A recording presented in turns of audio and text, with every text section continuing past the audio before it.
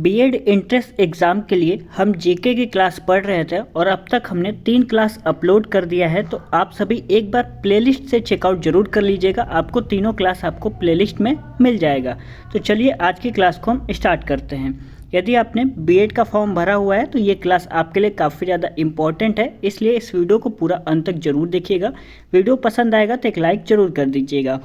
तो चलिए आज के क्लास में पहला प्रश्न हो जाएगा, निम्नलिखित में से कौन गौतम बुद्ध के समकालीन थे?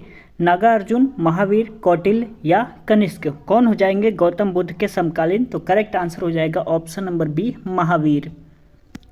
अगला प्रश्न हमारा, शास्त्रीय नृत्य कथकली की उत्पत्ति भारत के किस राज्य में हुई है? उड़ीसा, केरल, पश्चिम बंगाल या तमिलनाडु? तो जो कथकली है वो हो जाएगी आपका केरल का, तो ऑप्शन नंबर बी यहाँ पे आपका करेक्ट हो जाएगा। क्वेश्चन नंबर 93 कह रहा है, माप का पहला चरण क्या है? इसमें आपका करेक्ट आंसर बी हो जाएगा, निर्णय लेना कि क्या मापना है, ये आपका माप का पहला चरण हो जाएगा। अगला प्रश्न हमारा, निम्नलिखित में से किस उपकरण का इस्तेमाल प्रायः योगात्मक मूल्यांकन में किया जाता है? परीक्षण के लिए, अध्यापक अवलोकन या असाइनमेंट या उपरोक्त सभी? करेक्ट आंसर हो जाएगा इसमें ऑप्शन नंबर ए, परीक्षण।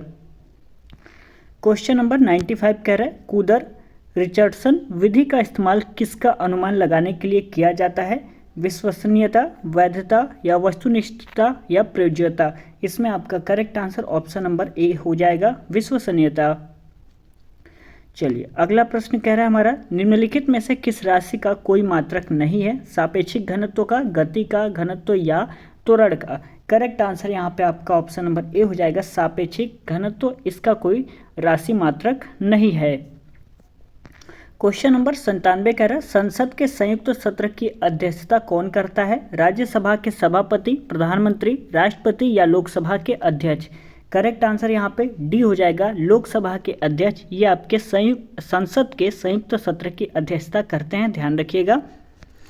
चलिए अगला प्रश्न देख लेते हैं। क्वेश्चन नंबर 98, मैरी कॉम किस खेल से संबंधित हैं? तो इसमें आपका करेक्ट आंसर ए हो जाएगा, बॉक्सिंग से संबंधित हो जाएगी मैरी कॉम। ठीक है, चलिए अगला प्रश्न देख लेते हैं। ग्रीस की राजधानी कहाँ पर है? एथेंस, बुडापेस्ट, बगोटा या पराग्वे? तो जो ग्रीस की राजधानी है वो हो जाएगी आपकी ऑप्शन नंबर ए, एथेंस। यहाँ पे ऑप्शन नंबर ए करेक्ट रहेगा, ध्यान रखिएगा। क्वेश्चन नंबर 100 कह रहा है, सबसे शक्तिशाली मराठा शासक कौन था? करेक्ट आंसर हो जाएगा बी, छत्रपति शिवाजी। अगला प्रश्न है, कौन हमारे सौरमंडल का सबसे बड़ा ग्रह है? तो इसमें आपका करेक्ट आंसर सी हो जाएगा, बृहस्पति। यह आपका सौरमंडल का सबसे बड़ा ग्रह हो जाएगा। अगला प्रश्न है, गौतम बुद्ध के संदेश देने की भाषा क्या थी?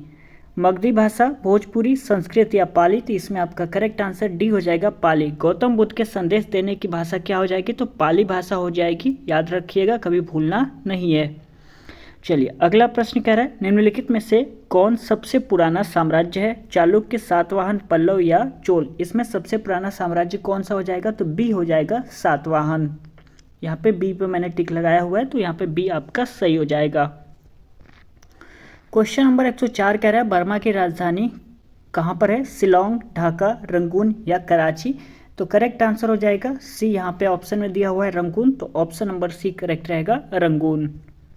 चलिए अगला प्रश्न है हमारा, प्रथम अंतर्राष्ट्रीय पृथ्वी शिखर सम्मेलन आयोजित किया गया था कहाँ पर? कनाडा में, ब्राजील में या दक्षिण अफ्रीका या यूराग्वे में? तो करेक्ट आंसर हो जाएगा ऑप्शन नंबर बी, ब्राजील में प्रथम अंतर्राष्ट्रीय पृथ्वी शिखर सम्मेलन आयोजित किया गया था। कहाँ पर? ब्राजील में। अगला प्रश्न है हमारा क्वेश्चन नंबर 106, तिब्बत में ब्रह्मपुत्र नदी को किस नाम से जाना जाता है? तो करेक्ट आंसर बी हो जाएगा, सांगपो के नाम से जाना जाता है, ध्यान रखिएगा इसको। चलिए अगला प्रश्न क्वेश्चन नंबर 107, कौन सा जीवाश्म ईंधन है? लकड़ी, यूरेनियम, पवन या उपरोक्त में से कोई नहीं? तो इसमें आपका जो करेक्ट आंसर है डी हो जाएगा, उपरोक्त में से कोई नहीं। क्वेश्चन नंबर 108 देख लेते हैं, उपराष्ट्रपति पदेन अध्यक्ष है? राष्ट्रीय विकास परिषद का, राज्यसभा का, योजना आयोग का या लोकसभा का? तो करेक्ट आंसर बी हो जाएगा, राज्यसभा का उपराष्ट्रपति जो है पदेन अध्यक्ष होता है, किसका? राज्यसभा का।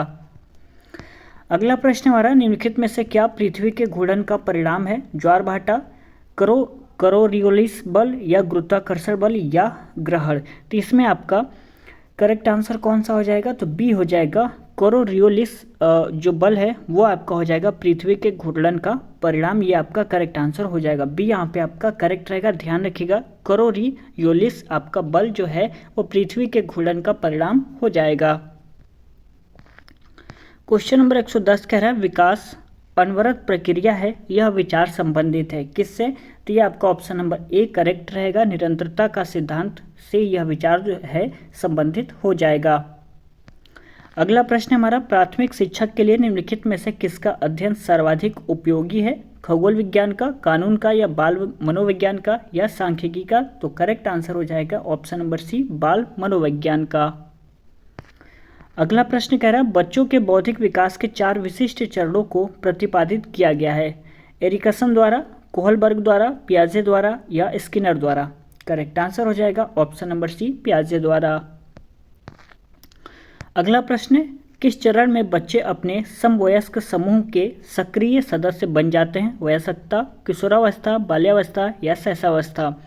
तो इसमें आपका करेक्ट आंसर बी हो जाएगा किशोरावस्था।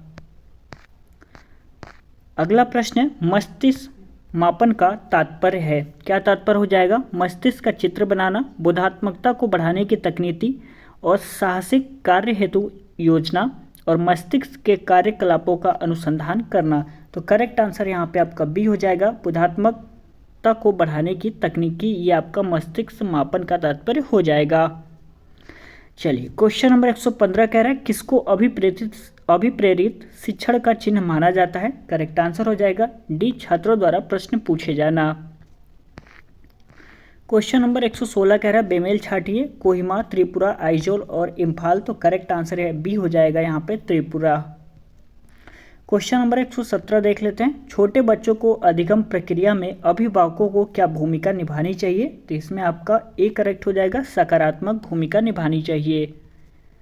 क्वेश्चन नंबर 118 कह रहा है शिक्षण की प्रक्रिया में शिक्षा का तबादला हो सकता है, नकारात्मक, शून्य, सकारात्मक, या यह सभी। तो करेक्ट आंसर डी हो जाएगा यह सभी।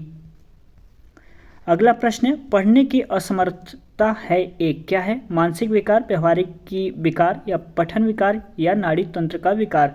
तो करेक्ट आंसर यहाँ पे सी हो जाएगा पठन विकार।